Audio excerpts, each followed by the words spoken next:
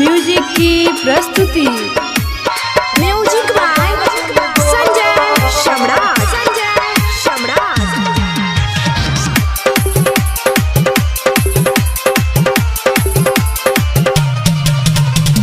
छोड़ी के हम केते ससुरा गइले, छोड़ी के हम केते ससुरा गइले हे मन ले न बतिया मोर।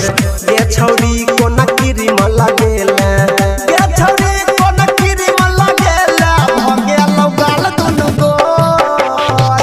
ये छौरी को नकीरी म लगेला भगे लौ सामान तोहर गोर। छोड़ी के हम केते ससुरा गइले, छोड़ी के हम केते ससुरा गइले हे मन ले न बतिया मोर।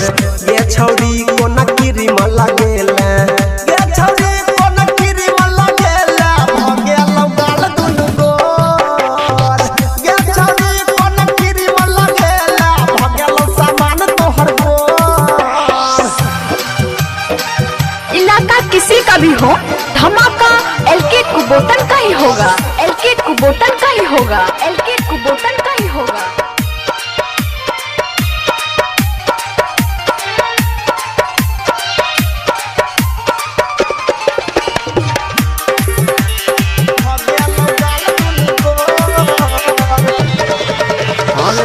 हर में मारै छला ये सटाइल, चल गेला ससुरा लेला जियो के मोबाइल।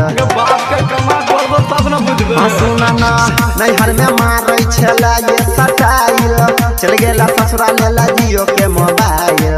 हिपी कटाई के ये भरो बनाई के, हिपी कटाई के ये भरो बनाई के देखै में लागै छा बेजोर।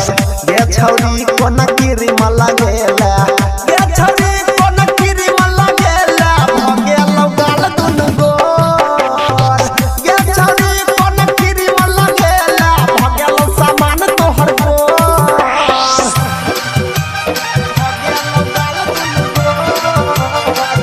अभी आप सुन रहे हैं जनवरी से माँ दुर्गा म्यूजिक की प्रस्तुति। Mix by Kumar Laxman. भगे लौ गाल दुनु गोर। गई कहै छै लाठियो लभरानी जी, फोन के गोरी करा बाब छलाई जी। सुना ना कहै छै लाठियो लभरानी जी, फोन के रोजे करा बाब छलाई जी। राजेश देवेंद्र मनीष नवीन के गायक अनिल के नाम के लिपस्टिक लगेला तू अपना